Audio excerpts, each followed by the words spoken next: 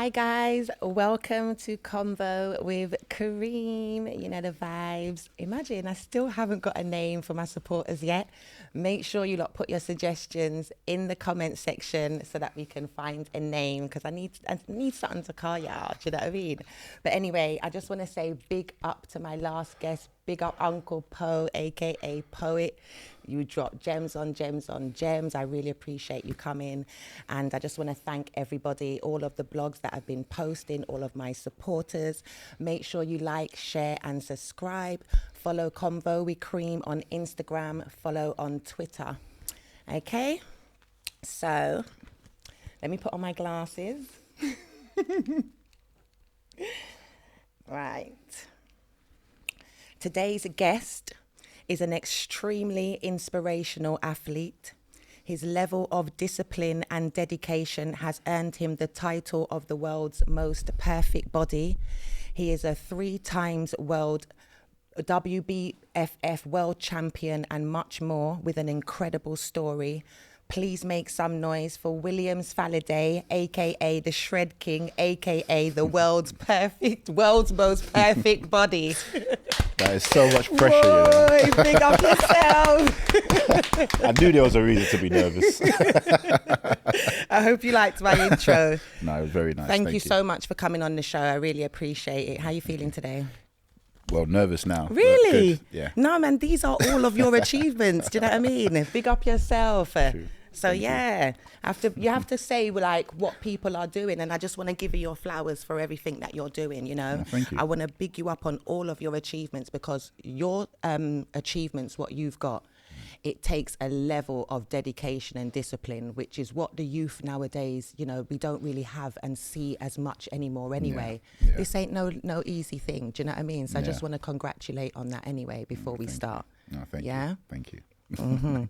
And so I just want to who gave you the name the Shred King?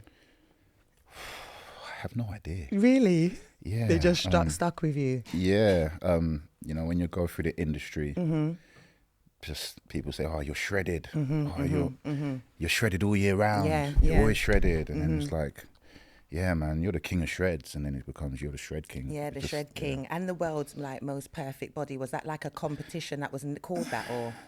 Yeah, so it was so basically when I was prepping for one of my shows, a TV fitness company came down because they wanted to see how I train basically, and yeah, they spent the whole week with me going through my whole training plan, and then when they brought it out, they put it on. I think it was out on YouTube. Then it kind of went viral, and then they rebrought it out as the world's perfect physique. Yeah, it's got over 1 million views because I saw it. Yeah, it was crazy. I had like my cousins in Nigeria were calling me. Really? Some of my friends in LA, they were like, "You just popped up on my screen." Like, so yeah, it was good. Yeah, it was good. Yeah, that's a big name to carry. Still, do you know what I mean? Pressure. And for the people, what does WBFF stand for? World Beauty, Fitness and Fashion. Okay, right. I see. And I've noticed that you've been quite low key, like on the media lately. For a little while actually. Yeah. What you been working on at the moment? What are you working on? Talk to me. I'm just kind of going through a transition at the moment. So like, you know, a lot of my life has been about fitness. It's been about the whole fitness journey and competing. But, you know, that doesn't define me. Do you know what I mean?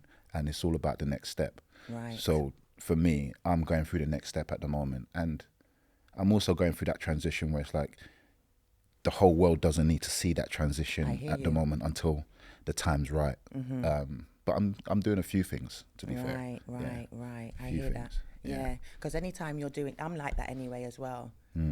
Like I believe in God's timing and things like that. Not everything always has to be seen, like shown, especially in the building stages, especially when you're even finding out yourself. Because with transition, you're finding out new things even about yourself and tuning into new different gifts what the world don't even know about. That's it. You know, because there's more to us than one thing. Yeah, 100%. 100. Yeah, 100%. I've got some things down anyway, because I've heard you've done quite a lot of stuff. Yeah. Yeah, and you're definitely multi-talented. And I noticed that you're very Oh, before we go into that, how often do you still train like regular? yeah. You look like you still train anyway. Yeah, that's always going to be part of life. Yeah. It's never about taking things out. It's all about adding things in when it comes to life for me. So my training regime, the way I eat, it's never changed. If anything, I'll add on to it, but I'll never take it away. So your training, your diet is that's just in you. That's in me. And that's great. I love that. And I noticed that you're very, very like big on the fact that you've done it all naturally. Yeah. You know, like in the industry that you are in, you know, there's like a lot of pressure in that industry. Have you ever been tempted, or anybody like offered you like any like performance drugs or anything like that? I wouldn't say the word tempted, because just too much. I've seen too much to ever even get close to being tempted.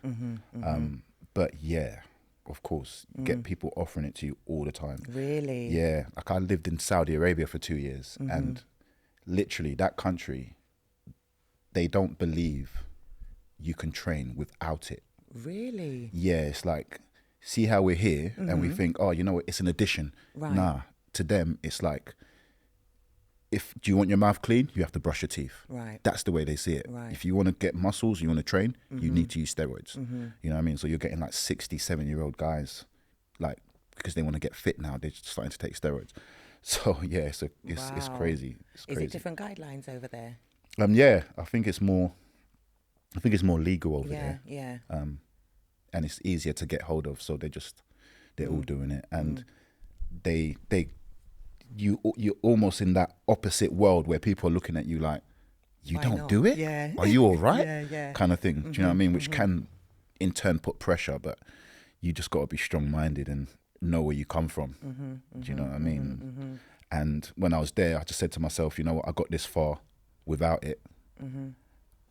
All the pressures that these guys are putting on me, what's it going to do for me? Nothing. I still do what I do. I still achieve what I need to achieve. So what would be the point doing it? Do you know what I mean? Yeah. How's life at the moment for you? Like, what It's season fun. of your life do you feel like you're in at the moment? I'm having fun. Really? I'm having fun. Yeah, like That's good. in life, they've always said, once you find a job you love, you never have to work again. And every step of my life, I've just been having fun. Like even from the fitness to what I'm doing now. So I do stunt work now. Really? You know, and yeah, it requires a lot of training again, but to me, it's just fun. Yeah, you big know? up Amanda Foster. Do you know her? Foster. Yeah, she does. She's a stunt woman. Okay. Yeah. How do you find that? Love it. You know, it's in school, I was the guy that was backflipping all the time. So, you know, anyone that knows me will tell you that I was born for this. So you've always been brave. Yeah. Have you ever had any like crazy injuries doing stunt work? No. Oh, good. No. If anything, they make it super safe. Like you wanna go all out, and they're like, no, you need to calm down a bit. You're like, no, I can do this. You know what I mean? So the movie industry kind of makes it safe for you, where you don't injure yourself. Are you still competing? I haven't competed in a couple of years now. Okay. What about personal training? Yeah. You still training people? Yeah. Okay. Constant. Yeah, because Chev you lot used to do fitness first way back in the Yeah. day. Yeah. Come on. Crazy. How do you feel? How are you feeling about like getting older? Because you know, like the industry that you're in. Even like just being in front of the camera, even like ageism plays a part a lot. You know, like people always talk about you getting older and things like that. I always look at life as a blessing. So, you know, I embrace it. But how do you feel? It's crazy that you asked that question, because I feel like as I'm getting older, I'm getting to a stage where I'm having to re-educate my mind and re-educate myself. Just because I feel like everything I've done in life has been quite disciplined. And when I look out in the world now and the type of people that are out there, I just don't see any of that.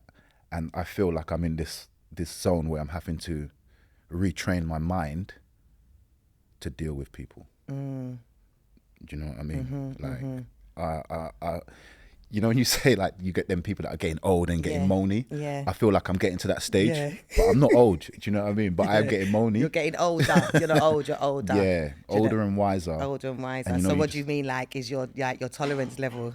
Yeah, and you're always in teaching mode. Yeah. You always feel like I need to teach you this. Like I can see you don't know this, and this is why you're acting this way. Do you know what I mean? So do you miss the old ways, the old teachings? Yeah, definitely, definitely. Like, we were all young. We were all young once. We used to do, we used to have fun. But compared to how it is today, it's just, See, there we've turned into our parents. Yeah, that's it. Because that's what they say. That's what in my day. Yeah, see it. And they're doing that as well. See like now I'm saying like in my time. Do you know what I Yep, mean? yep, But yep. I know. Yeah. Like you get We're the there. new stuff, like we'd be giving like more tools and stuff. But like I just feel like there's so much of the older thing that is that if we still had that, it would be better. 100%. 100%. Discipline comes a long way. Discipline isn't just about, people look at discipline back in the day as, oh, you know what, your parents shouting at you and giving you a punishment or something like that. It's not about that. It's not about pain. Discipline is about learning. Do you know what I mean? Like when I speak about my parents now, I talk about things like, yeah, man, I remember when my dad told me off for doing that. Or I remember when my dad told me not to do that. I don't ever speak about, oh yeah, I remember when me and my dad, were playing on the seesaw. That's not what you remember from your parents. You remember when they check you. Exactly. You remember when Even they give with you like life teachers, lessons. the ones you respected are the ones that you remember, and those are the ones you remember. Don't play with Mr. So and so, because those are the ones they instilled things in. Exactly. That was part of why even I wanted to have you on the show. Okay. Because I feel like people like you need to be given your flowers and be on a platform and to just inspire. You know what I'm saying? Like inspire black men, inspire men in general, and inspire the youth, because discipline is missing. Yeah, definitely. Self-discipline is missing. In order to achieve stuff, we have to have self-discipline. You can't be you can't be easily led. You can't be easily strayed. Health is wealth also. So diet doesn't just consist of what you eat. It's what you see, what you're, all of these things play a part. And if you look at most people that achieve things, like you can see, like this is a 3 times world champion. You don't just get that. You understand what I mean? It takes a certain level of, So I wanted to highlight that. Yeah. So I'm glad that you can, you can speak to them and, and just say like, it's the old teachings. You have to, we need to be remember to listen to people that have got wisdom.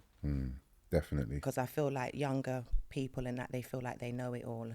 And it's hard because it's a life cycle. When we were young and our parents were chatting, we were like, whatever. Do you know what I mean? But like you have to go through it. And they say as well, you have to give people a chance to go through it themselves as well. 100%. And I have this saying where I say, you grow through what you go through. So it's all about putting yourself through as many things as possible, because those are life lessons in themselves. You know what I mean? If you're sugarcoating yourself, or you're not going out and seeing the world, if you're sitting at home playing computer game, talking, putting your money, trying to grow your money on crypto and things like that, you're not seeing the world. Do you know what I mean? You're not getting life experiences. And these are the things that mold you as a person. Going out there, seeing different cultures, seeing different people, getting in different situations, hard situations. Not everything has to be happy. Do you know what I mean? Like I've been in many a situation where people are like, oh, that's crazy. But you know what? I'm not going to stand there and moan about it and say, oh, you know what? I had it bad or whatever. Do you know what I mean? It made me the man I am today. And I think it even taught us people and social skills. That's it. Like I feel like kids that grow up in their bedroom on the computer and stuff, like when it's time for you to tell them to even go and make an appointment, they don't even know how to, kind of interact properly because they're not put out there enough. Yeah. Not even that. It's even not even the bedroom. It's even people that, these people that believe their road belongs to them and that. Yeah. Like that, I don't get it. Every time I see people like that where they're talking about, you know what, my postcode, you're not from around here, all of that. I say, go on holiday. Take a holiday. See that the world's bigger. Yeah. See that you don't own this street. See the world. I understand. Go Spain or something. Then come back and tell me if this road belongs to you. Do you understand? Do you know what I mean? Yeah. Because you was born in Nigeria, right? No, I was born here. Oh, was you born here? Yes, I was born here. Okay. Yeah, I was born here. Oh, sorry. Okay, cool. But your parents are from Nigeria. Parents are Nigerian. I moved to Nigeria when I was 7. Oh, you went to Nigeria. Yeah. What was that like? It was boarding school. Really? Yeah, it was militant. Did you like it? How did you feel about having to, like, why did you go at 7? Do you know what? It's funny that you asked that question because remember I told you I'm at a stage of my life where I'm relearning things? Yeah. That is one of them. And to me, I always thought, yeah, man, my dad, he's bad man. Took me and my brother, just took us out of our lovely London life and took us to some bush boarding school.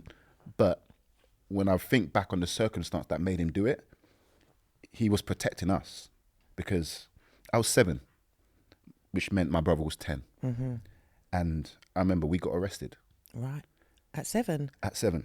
So I remember being at my friend's house and we were on top of a roof just playing. And people downstairs moaned that someone threw an egg over the roof and it hit someone. And police came. And my brother was with his friend. And it was probably them that did it. But I was nowhere near them. I was somewhere else. But the police came, arrested my 10-year-old brother, and they took me. Sorry. Now, what they should have done was try and find our parents. Exactly. But they didn't. My friend's mum had to tell my dad that the police had taken us to the station. Yeah. So for my dad to think, hold on, police are arresting kids. It Yeah, wasn't about us. Yeah. When we were getting taken out, for me it was about us. Oh, you know what? We got arrested. He's punishing us. Nah. If my kid is getting taken to a police station without my consent at such a young age, I'm taking him out of that as well. Exactly. You understand? And that's what my dad did. He took us out and he took us to Nigeria. But like, obviously, it's a big ask to ask someone to look after your kids. So he didn't do that. He paid the money and put us in boarding school. Do I wish he put us in a fancy boarding school? Yeah, of course. But my dad's old school. Yeah. He grew up in a village. So we're going boarding school in the village. Real boarding school. Trust me. Real boarding school. So you're going from, the lovely lights of London to the bushes, like the jungle of Nigeria. Do you know what I mean? Jeez, and it was just, So, do you know what I mean? Yeah, so it was a massive change. But then I think that was the start of everything becoming regimental because from then you're being told when to sleep, you're being told when to eat. Is that where you feel like that you learned how to be so disciplined and everything? 100%. See it there? 100%. Like we used to, there's certain things that you remember as a child. And I remember they used to tell us we have to have an afternoon nap. And if you didn't have your nap, they'd beat you, like to the point where we used to get like rub, that rub that you use for like injuries and stuff. We used to rub it on our eyes just so that we don't open our eyes and we fall asleep. Because if you opened your eyes, you're getting licked. You're getting licked. So you have to force yourself to sleep. Do you know what I mean? Like that was the life. Oh, I know, but I know it's tough love. I know it works, but trauma mum, the little boy there. Do you know what I mean? Yeah. What was your first night like? You and your brother, did you cry? Nah, I got into a fight. Did you? Yeah. So tell me what happened, because you lot are English boys, innit? Yeah. So what was that like then? Tell me. I got there and like the room was no bigger than this room that we're in right now. Really? And it was just bunk beds. Roughly how much kids do you reckon was in there? Loads.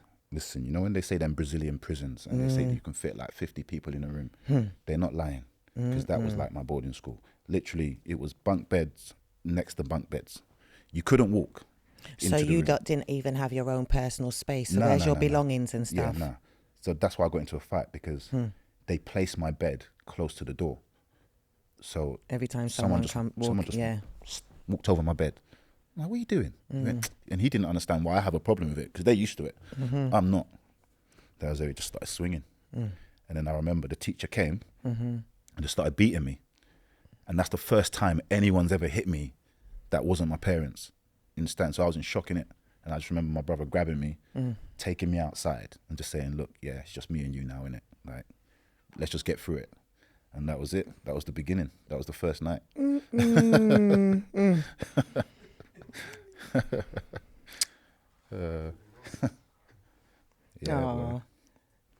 it was cool. It was cool though. Like you don't know whether something's good or whether something's bad when you're that age. You're just going through life, innit? And yeah, I think every day for about a year I cried for my mum, like every day. And then they took me out of boarding school for like a couple months because they were like, yeah, you can't handle it. So I was living with this woman. Yeah, that was crazy. That was another regimental moment where every morning she would wake me up, but she wouldn't wake me up like it's a box, and I didn't know why. Like it was a box, and she'd be like, "All right, go and get me my water." So I'd have to get up, grab a bucket, walk half a mile down the road. Yeah. big bucket of water, walk back, fill up the thing for her so that she can bath and that. And yeah, I done that for about another year, like literally, because I was separated from my brother then. I was just gonna say that. Yeah, so when they took you, they separated you from your brother. He was 3 years older big than up me. your brother. What's his name? Stephen. Big up Stephen. Because I'm the firstborn. So when Okay. you're saying that, that's how I was with. You see me and her. That's how I was with her. Okay. I was highly protective over my sister. Do you know what I mean? Yeah, even up to today. I know, but yeah, big up your brother. Yeah, no, he saved me a few times still. Wow. So when you lot got put in boarding school, your mum and dad, was they still in London? Yeah, they came straight back How to London. often did you lot communicate?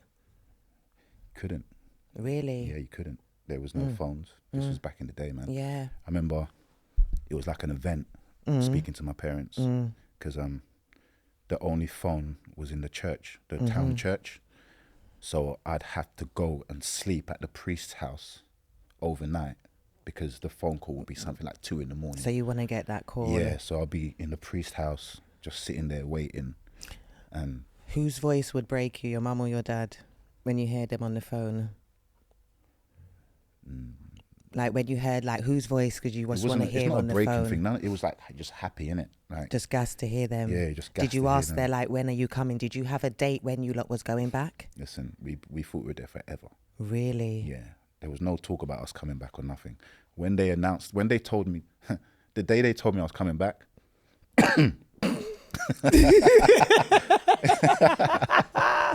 I was fully integrated. Yeah. Like, they announced it in my school. Because see, in Nigeria, this is what I like about Nigeria that they don't have in this country. See, being smart, it's a cool thing. Yeah. If they you're in the reward top good 10 behavior. If you're in the top 10 of your year, you're the cool person. You're the one everyone wants to be around. You're the one, you understand? You're not the nerd. I was number 5 in my year. I was top 5. So I was a celebrity already. I was class captain. Yeah. But then I started as a class captain, you can get a bit. So I started messing around a bit. And then the next year I got 14th. My teachers didn't let me hear the last of it. Yeah. I was the most hated kid in school. Dip, yeah. So I had to try and claw it back. And I remember I clawed it back to 7th place. Because they were like, if you don't get into the top 10, how can you go from 5 to out of the top 10? 14, You better fix up. So when I came 7th, I remember this like it was yesterday. They were calling out the numbers and they went, number 7. They called out my name.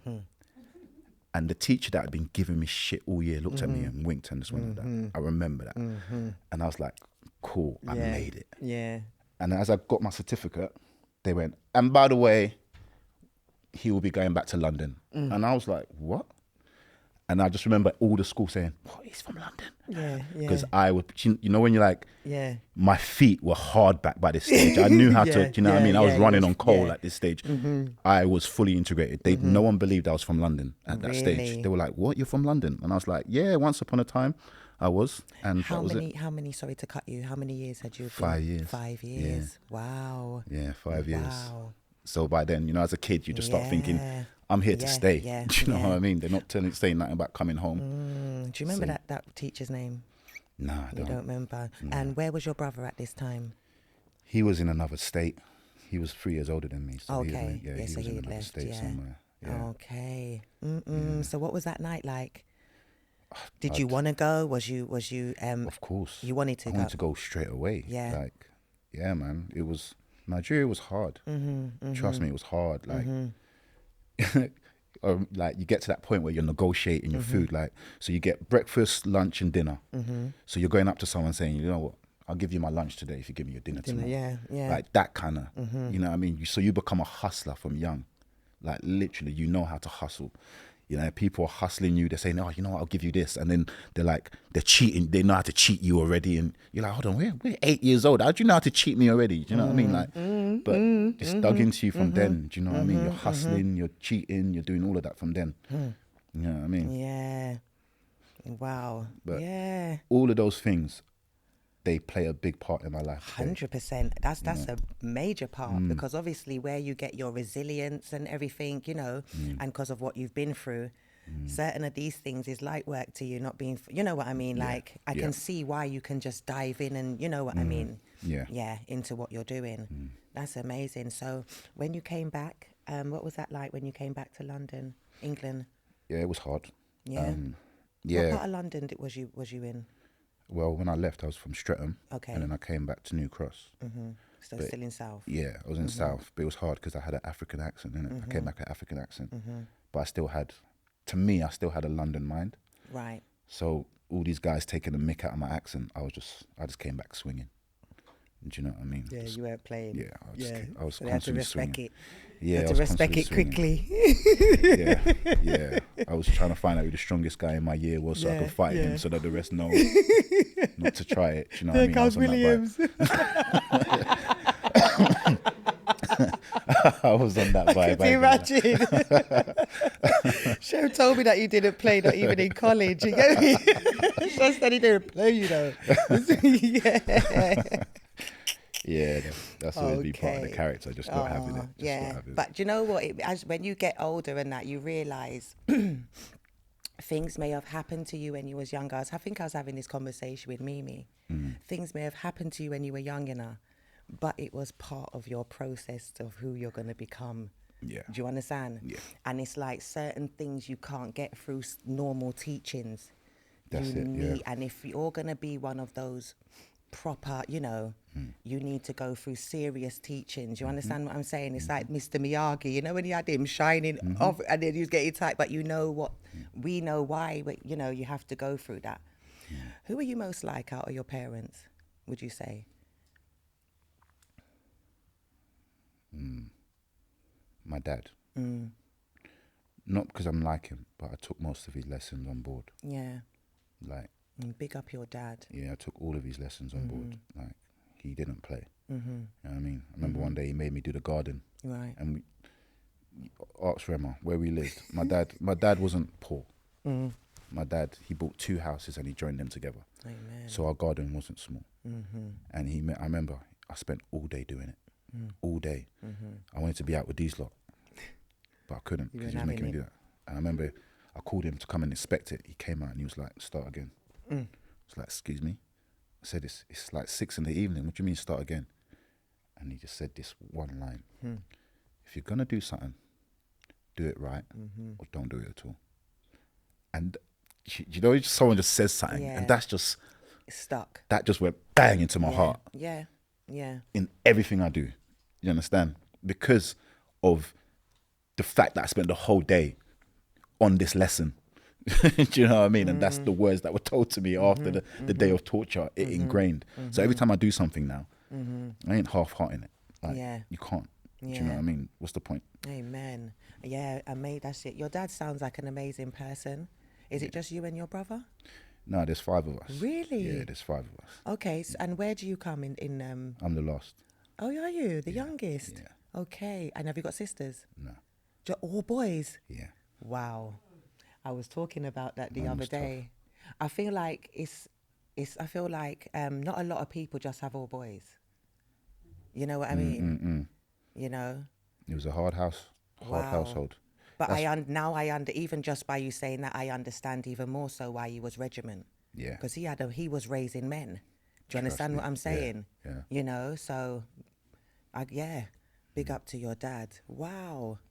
Oh, wow. How was it being the youngest? Because normally the youngest, they get like the light treatment. It sounded like your dad, he kept that. There was no light treatment, like. None. Yeah, there was no light treatment. I think the only light treatment I got is if my brother punched me up, my dad will punch him up. That's about it. Other than that, I did everything. Like, so you guys wasn't allowed to fight between you guys? No, we fought. Did you? Listen, the fights I had with my brother, or my brothers, they built character, right, as well, because we would like live in the same room for like 3 or 4 years and won't say a word to each other. Really? Like, yes. Like just living in the same room with someone and not saying a word. Do you know what that does to your character? Do you understand? If someone that you don't like, listen, you don't exist to me. Yeah, that you understand? is it. So if I'm walking through the gym and I see someone that I've had an argument with, that's I don't care. Like, are you mad? I lived in the same room with someone for 4 or 5 years and we didn't speak. It means nothing to me. Do you know what I mean? So all of that is just character building. Do you know what I mean? What are you like all like now though? Everybody good? Yeah, everyone's good. Oh, that's amazing. Yeah, No, because living all in the same room, me and Matthew when she used to wear my clothes, I used to be like, what are you doing? Yeah. But yeah, okay. So, do you have any children? Yeah, I got a daughter. Really? Yeah, So you're bringing the girls into the family? Yes. That's lovely. Yes. Yeah. Yes. It's funny because I always wanted a daughter before she even came. Yeah. Yeah, I've always wanted a daughter, and that's what God gave me. Yeah. So, do you feel like she's changed you a bit? Yeah, she's changed. She's changed how I look at women. Definitely. Yeah, I feel like daughters always change their dads. Like they bring out the softer side of them. Yeah. You know. And there's nothing like their dads won't do for their daughters. Yeah, you can't be disrespecting the ladies. 100%. Yeah. Yeah. 100%. I'm telling you. Yeah, they don't want dad coming. Yeah, you become the lesson to them as well. Yeah, yeah. Do you know what I mean? They watch everything you do. You know, how you treat women, how you speak to women, they see all of that as well. Exactly. You know? Yeah. So, yeah, and you're their first example, innit, of a man. That's very important for them to have a good to see a good example from you. Do you understand? Yeah. Because that's where they're gonna put their it's hard as well. Yeah, it's humbling as well. Yeah. Because every man, before they have a child, they're quick to say what they would do or what they wouldn't do in certain situations and all of this. When my daughter gets a boyfriend, I'm gonna punch him up and all. Nah, see, they humble you. When you get into that situation, you know about life. You know when you know about self-control. You know, like my daughter's 14 now, and she's got her first boyfriend. Really? Yeah, hardest time of my life. Like just, but it's not at the same time. Do you know what I mean? It's like it's all in your head. You make up this big thing. You know, but all you can hope for is the lessons that you give them. Given them, yeah, and hope that they take that. Yeah, yeah. You know. Yeah. What was the first thing that you said to her when she told you? That she had a boyfriend.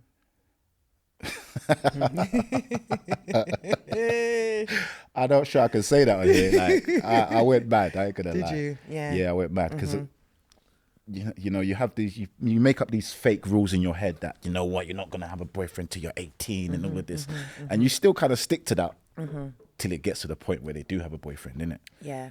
You know, and I'm glad or grateful that I had to wait 14 years before I had to deal with that, and not 10 or 11 or 12. Do you know what I mean? And she's got a head on. She's got a decent head on her should. She's got her own business already. Wow, do you know what I mean? Good, she's focused, so she's not really focused on boys. But yeah, she's like, yeah, I've got a boyfriend. He's a nice guy, but she's not doting on him or nothing like that, which is perfect for me. Yeah. You understand? Yeah. I hear that.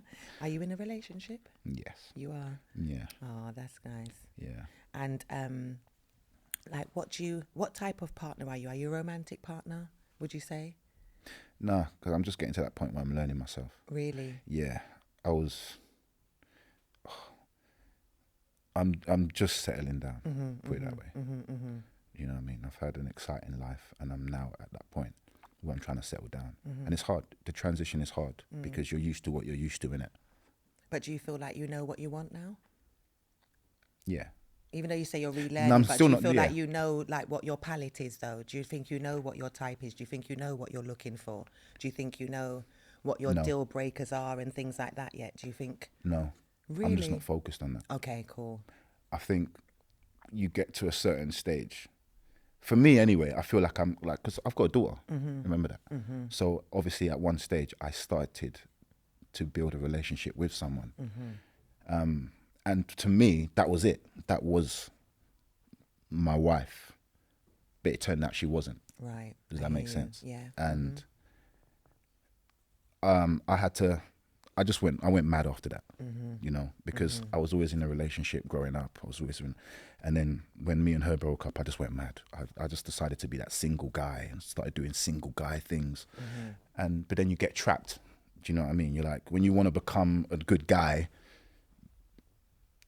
your lifestyle isn't in that place for you to be a good guy, and you're going to have to break a couple of hearts to be a good guy.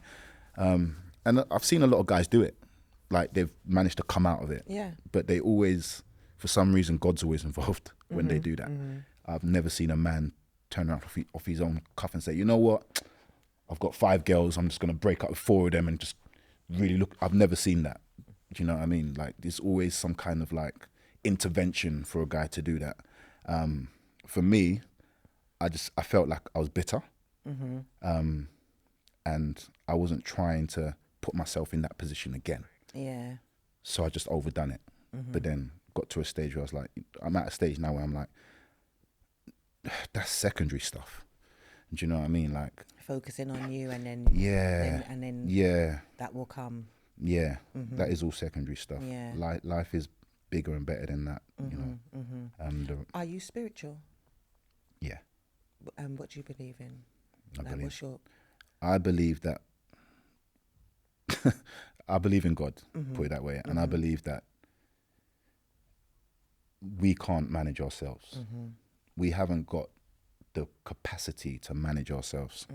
And there needs to be something in place for us to be able to manage. And that's God. Yeah. There can't be anything else. You know what I mean? I agree. As you're finding out yourself and growing in these things, are these in your spiritual, are you like doing that in that world as well? Yeah. Good. And I'm learning as well that, like, you know, like if my wife, for instance, you don't have to fear me, but you have to fear God. Amen. Do you understand? Yes. For me, that's enough, and that would be the main premise of who I choose in the future. Do you know what I mean? Because anyone can fall out with someone. You can lose respect for me tomorrow, but you can't lose respect for God. And if our relationship is God bound, and you feel like there's a problem within it, you're going to go to Him first before you decide to break us up. Exactly. Do you know what I mean? Yeah. You know? Yeah. It's also a traditional thing as well. Like, so my daughter's mixed race. But I grew up in London, so obviously I didn't really grow up around many black people, or many white people.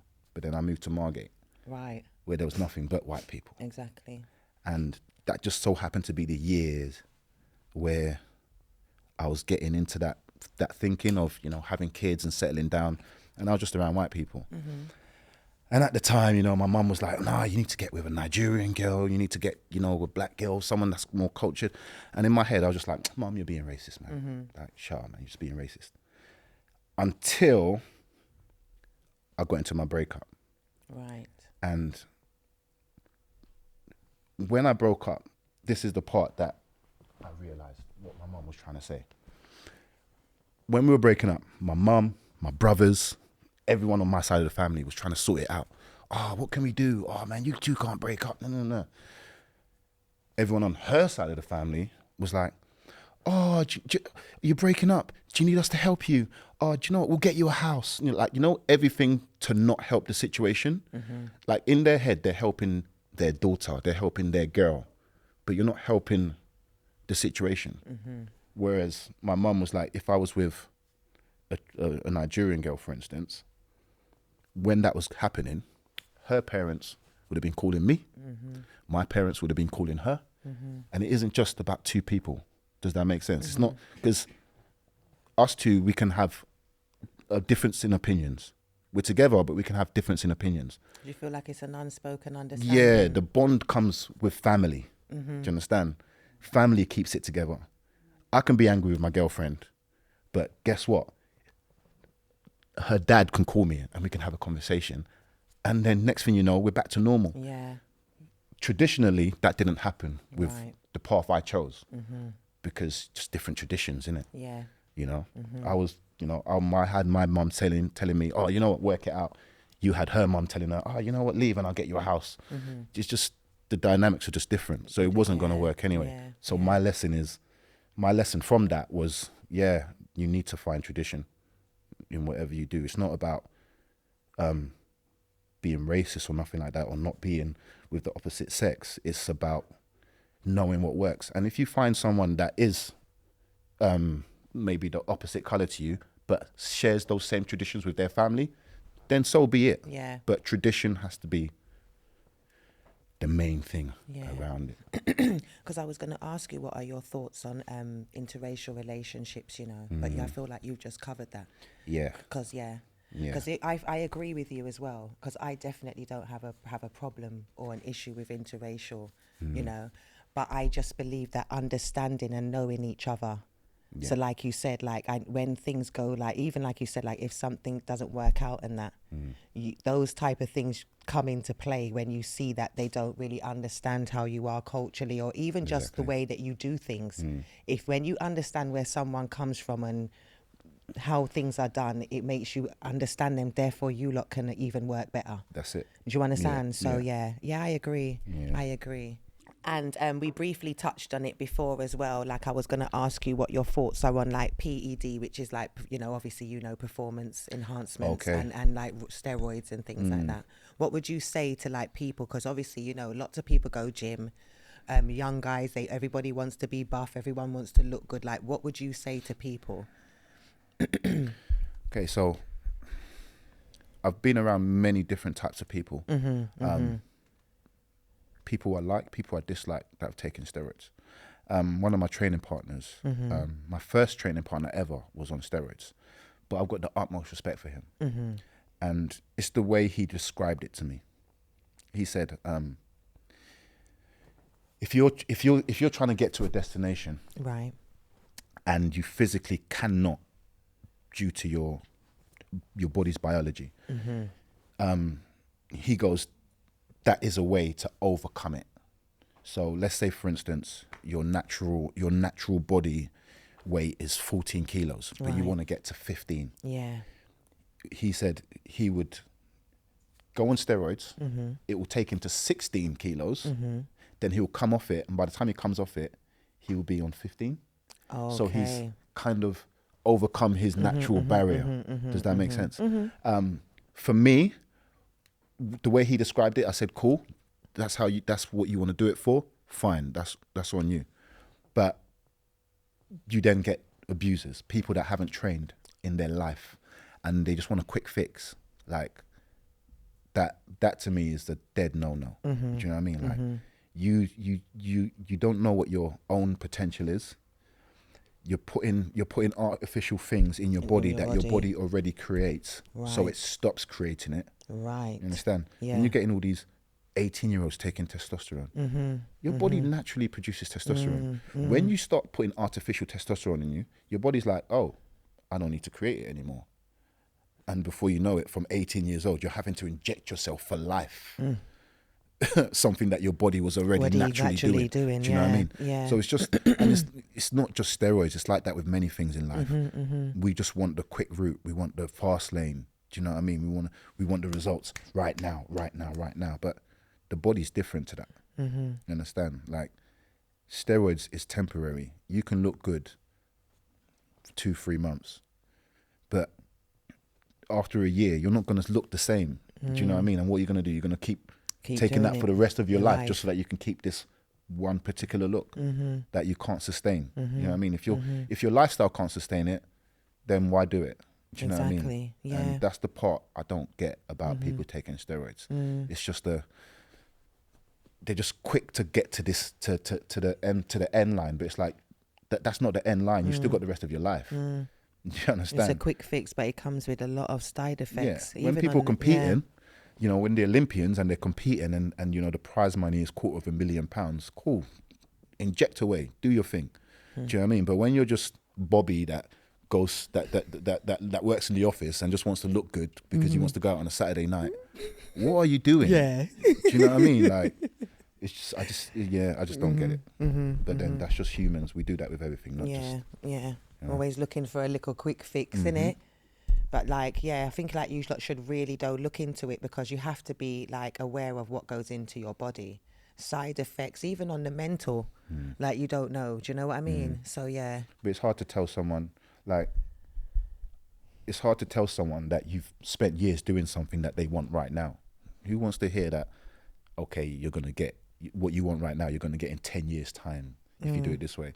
So it's a hard thing, do you know what I mean? Because everyone does want the quick fix. And, you know, on the other scale, I have another friend that was like, if I'm in the business of building my body, why am I not going to take the things that build my body? Do you know what I mean? So I've had, I have different people give different reasons as to why they take steroids. Do you know what I mean? And when he says it, you can see in his face that he's saying the most logical thing in life.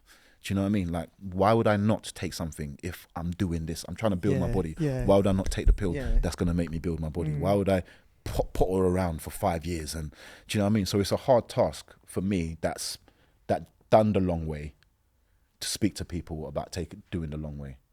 Do you know what I mean? It's hard for me to promote that. Do you think that's because they lack discipline? They just lack patience. Patience. Yeah, it's got nothing to do with discipline. It's patience. You can have discipline, but when you want something, you want it now. Yeah. Do you know what I mean? Yeah, and you're not listening to Will that's telling you that, you know what, if you train 6 times a week, in 10 years' time, you'll look like me. No one wants to hear that. Do you know what I mean? So us as trainers, we have to find ways of getting these results to you quick. But for me, what I've done is I did the long road. Does that make sense? There's no training method that I haven't tried over the last 20 years. I can watch you do something in the gym and tell you if that's going to work or if it's not. So I've kind of done the homework basically, which I think you actually gave Chev a training plan. You did. Back in the day. Yeah, I gave him a training plan. Yeah. But the thing is, every plan I give to someone is tried and tested. It's not like, oh, you know what, quick buck, let me put A and B together and then give it to people. No, I've tried and tested this. This exercise works better for your muscles if you do it straight after this exercise and then at this intensity and in this way and with this resting period. Like, I've tried and tested it. Do you think it's easy to build weight on, like muscle and stuff, like build size, or do you think it's easier to lose, to come down, to shred? That's down to each individual person. Do you reckon? Yeah. For me, for me, I can. That's me. I can drop weight I'm like surrounded by people that are saying, I can't eat that. Yeah. I can't eat that. And I'm just like, what? I can eat anything, everything, anything. I've got such a high metabolism. Okay. And I'm just always been surrounded by people that can always put weight on quick. Like, do you understand? Yeah. All of the women in my family, they're very like, you know, they're quite curvy and stuff. So I'm like the slim one. And I've always just thought, and everyone's like, it's easy to put on. It's hard to lose, but I don't agree. Putting on as well, that's another thing. That's down to your childhood. Really? Yeah, that's my personal opinion. Tell me more. So, have you ever heard the saying, you can build fat cells, but you can't get rid of them? Have you ever heard that saying? Okay, so your body can create fat cells. Yeah. Once those fat cells are created within your body, you can't get rid of them. You can empty them, but you can't get rid of them. Right. And when you do empty them, they can get filled up with water. That makes sense. When you're drinking a lot of water, have you seen when people say, I feel a bit... Yeah. Do you know what I mean? Yeah. So for me, the trick is, don't create those fat cells in the first place. And those fat cells normally get created when you're a kid and you're eating sweets and you're eating biscuits and you're doing all of that. Oh, I see. I'm lucky. I was in boarding school. I didn't get to create no fat cells. Do you understand? So now what? Like, there's no cells to fill up. There's nothing there. Do you know what I mean? Yeah. And that's what I mean when I think it's to do with your childhood and what you eat. Right. And you know, we get to that stage, and I say this to everyone. Everyone that's trained with me will hear me say this. When you're a kid, your mum, they'll give you pocket money or something. I used to get 50p. I'll go and I'll buy like maybe 5-10p chomp bars or something. Yeah, I used to love chomp. You remember that? I used to love chomp. Or I'll buy a packet of biscuits. I won't even buy biscuits because my mum will buy biscuits.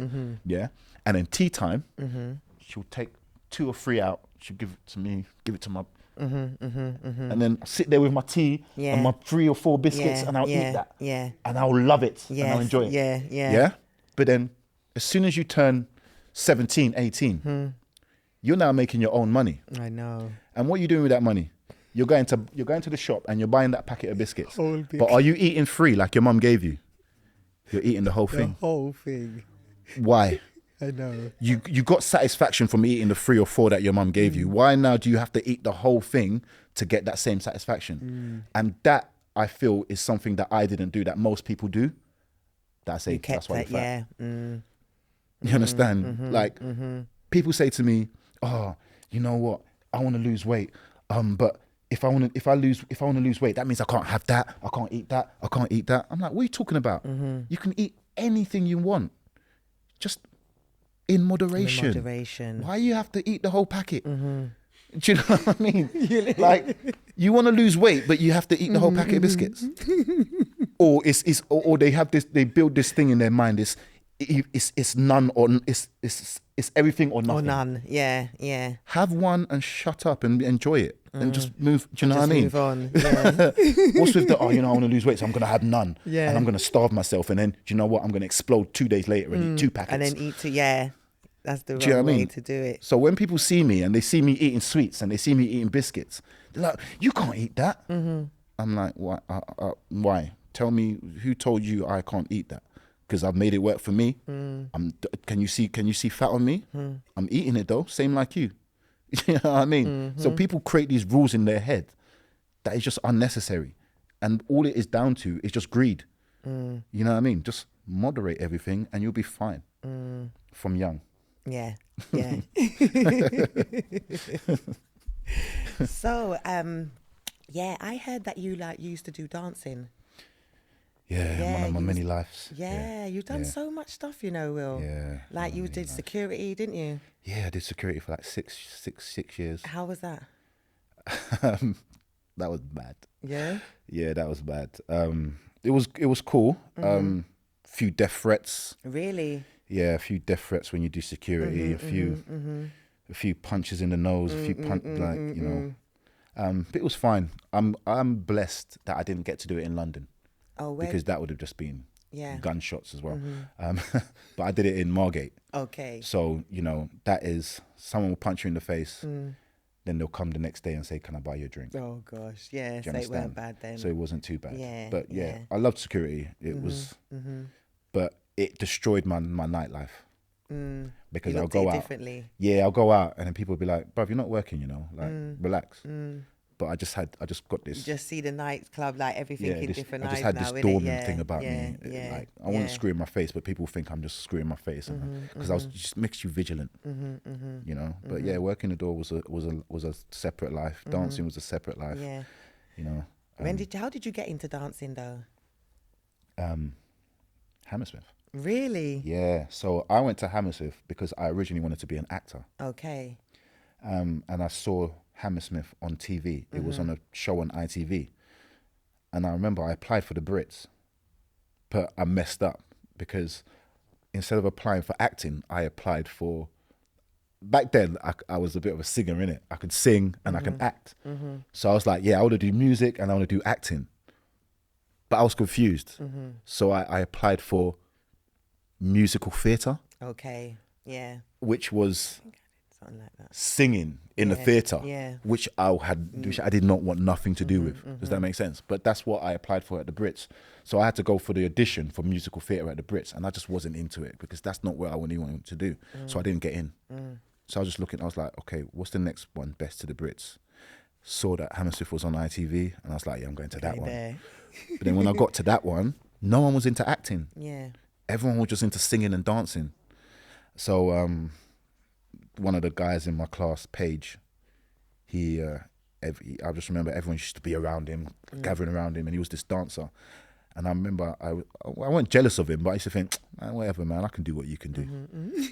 And then one day, someone was like, oh yeah, Will can do a backflip. And he was like, whatever. And I was like, yeah, of course I can. So I done the backflip, and then that was it. He was like, he just took me on.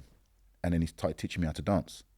And in my house, in New Cross, we had a hall in the garden that was used for like church on Sundays. Okay. So I used to get him and his dance crew to come and practice in that hall in my garden. And I used to just sit there watching them while they're practicing. And then the next day I'll come in and I'll show them the move that they were practicing. And they'll be like, you're a thief, you know. They'll call me a thief. But I've always been good at learning things visually. Yeah. Like I can look at something And then be able to do it. and just do it. Do you know what I mean? That's how I drove. I just saw someone driving. I was like, what are you doing? And he's like, I'm changing the gear. And I was like, okay. Then my brother gave me a car. And I was like, yeah, I saw someone drive once.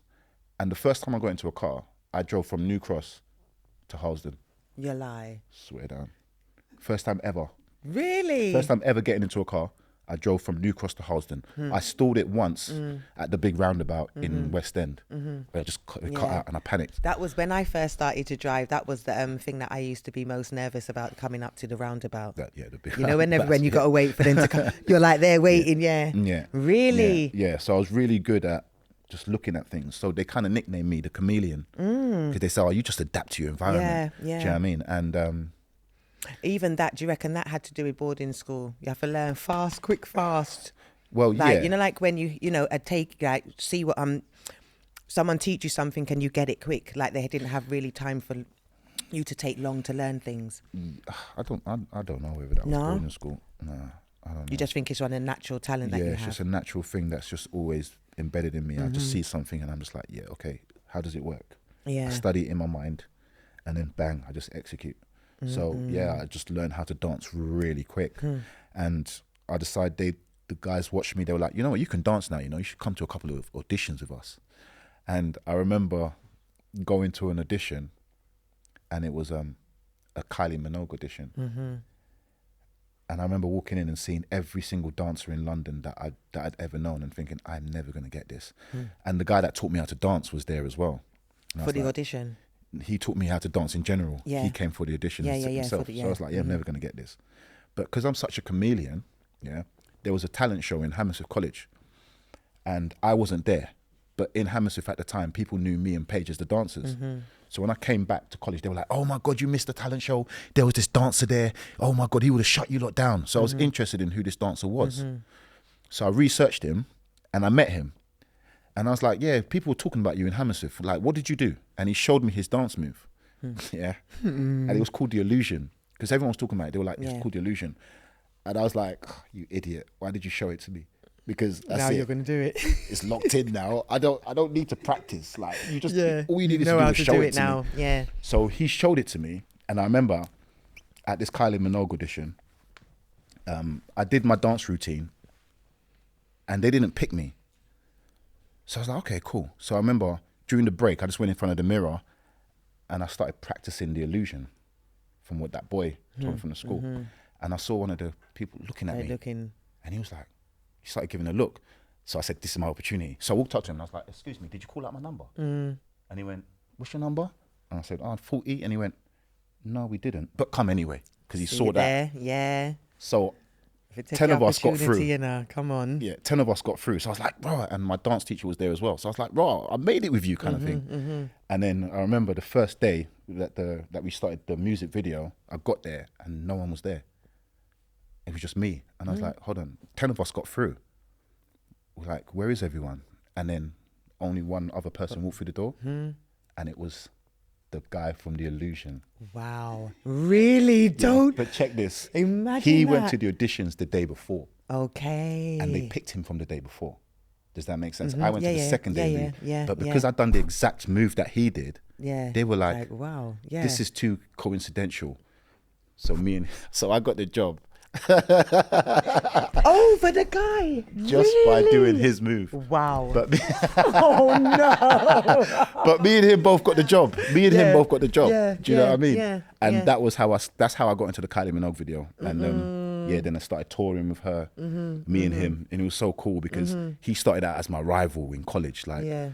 And then the next thing you know, we're just You like, lot are working together. we'll and be all that. travelling Big him together. up, man. Yeah. Wow. Imagine that. Yeah. So being a chameleon, it worked. Yeah, it worked. It You worked. know what I mean? So yeah, bouncing and yeah. So I started dancing. So how was that like touring and stuff like that?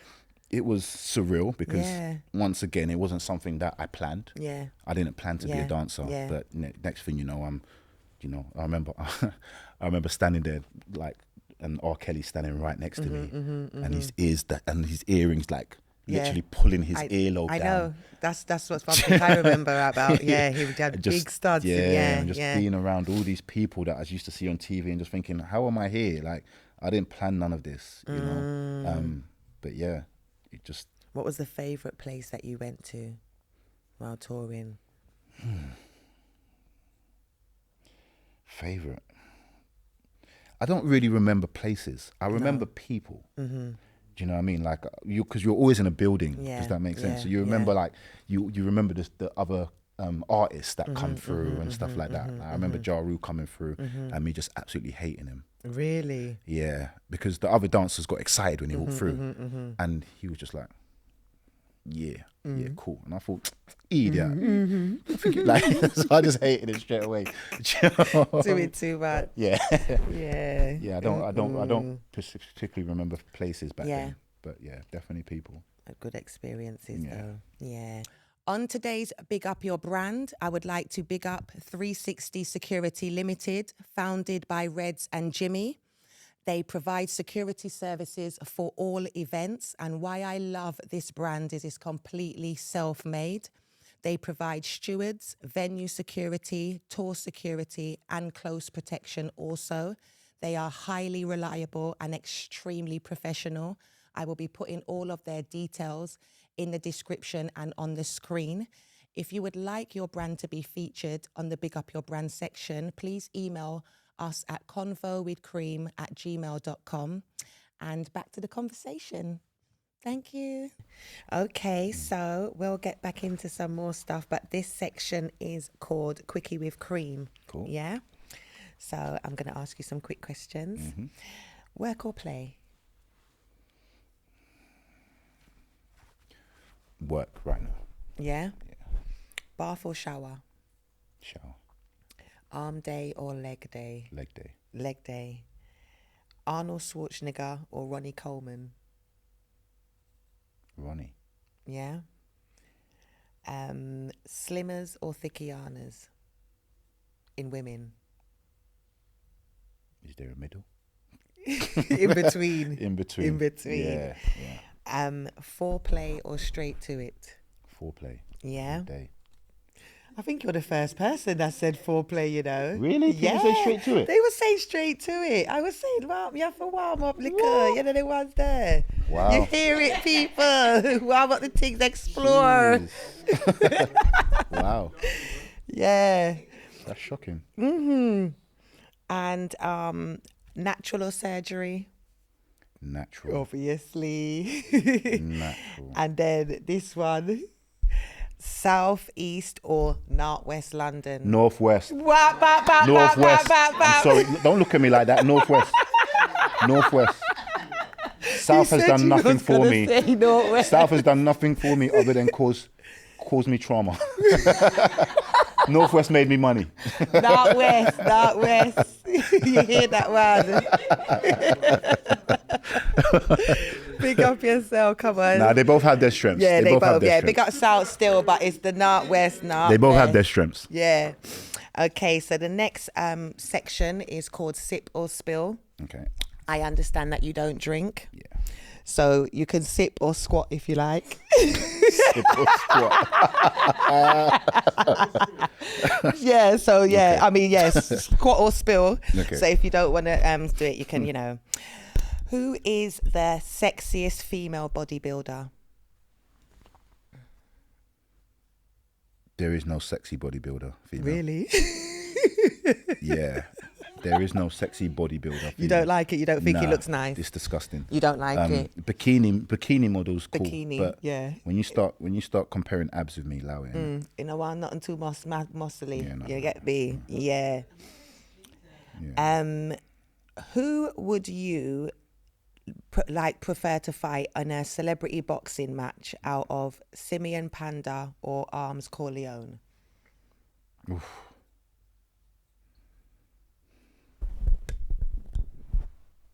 I don't know. I think I can punch up both of them.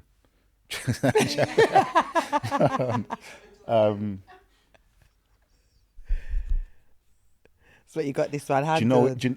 I would say, oh damn, I'd say Simeon. Simeon. Yeah. Yeah. Okay. Yeah. What's sorry, is it true that you briefly dated Kylie Minogue? No. No? No. Okay, you heard that one. And like how we heard that you can sing and rap, will you bust a quick 16 for us? No. No. No. You don't want us to hear those no vocals? That is like, because I'm hearing that you're talented. I heard that you got pipes and that you can rap as well. yeah, that's the old me, man. That's the old you. Yeah, I wouldn't even know what to sing. I wouldn't know what to sing. Do you know what I mean?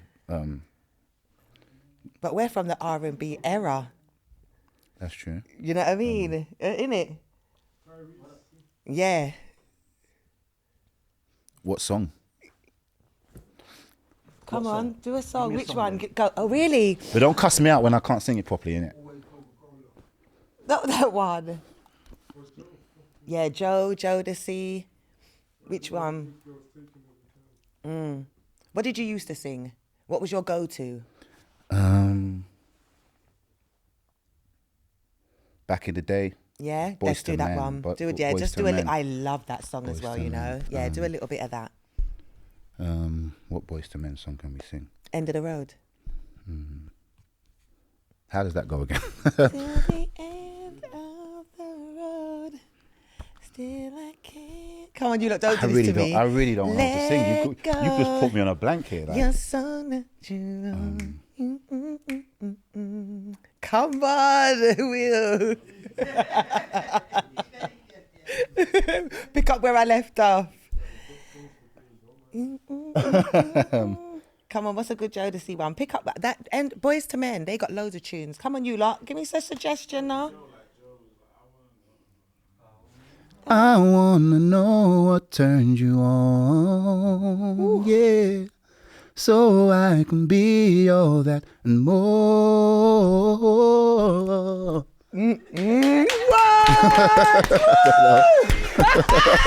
I never knew like that. Yeah, big up yourself for the sing suggestion. What? You can sing. I don't think I can sing because You can sing. all my boys can sing. Maffy, can he sing? You can sing. Okay. You need to, yeah, literally. No, we needed longer than that. That was really good. I didn't know you could sing like that, though, to be fair. I've got friends like Richard and Zalon. Yeah. Big means them I up, can't- big that them means I up. ca- that No, means I but can't you sing. can sing. You can sing. Yeah. Wow. Yeah. That was lit. Thank you. Thank you. Yeah. So, anyways, this part of the show is where we give a message. It could be to the youth. It could be to the people there, people in your industry. You know, just something that you want to say. So, what do you want to leave with the people? Be yourself. Don't follow the crowd. The crowd fades. And at the end of it, only you're going to be standing there. So make sure when you are standing there, it's something to be proud of. Right. Yeah, I like that one. Yeah, I like that. You heard that, people, from William. So I want to know where we can find you and what to look out for. Let the people know. Well, you can find me on any platform. Williams Falade is my name for everything. Got a couple of movies that are coming out or have been out. You can catch me on the Ungentlemanly Warfare by Guy Ritchie. Amazing. In that quite a bit. Slow Horses, you can see me on Apple TV, Slow Horses. And yeah, just... In your acting bag, you heard that? Yeah. Or just hit me up on YouTube. You'll see many of my training videos, the way I eat, the way I, my lifestyle. And yeah, what it takes to get to the level that's needed. Clothing. Yeah, so williamsfaladay.com. Right. I just want to thank you Thank for you. coming on the show. I really appreciate it. You dropped some gems It's very inspirational story and everything. And thanks for coming on the show, man. Thanks for having me. It was nice to meet you and get to, you know what I mean, find out there's I feel like we could even have a part 2 with you, because I feel like you've got so much talent. Like there's so much different parts of you. Do you understand? Different lives. Yeah. But like, good luck with everything that you're doing and everything, you know. Thank Wish you all you. the best. Keep up the work, and you look, come on. World's most perfect body, the shred king, you know. Do you know what I mean? Yeah, so I just want to let everybody know. Make sure you subscribe, like, share, follow me on all of the socials. You know the vibes already. And I'll see you soon, Cream.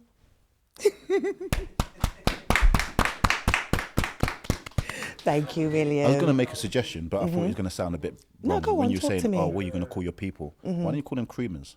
Yeah, we've got that in there. Okay, Yeah, cool. they said So creamers, cookies, croppers. Yeah, so I want them Creamers. to help. Like, you know, like I want the people to help me pick. Gotcha. Yeah, that's our creamers. Creamers Yeah, is the one. cream team. Oh yeah, can we take a picture as well? Yeah.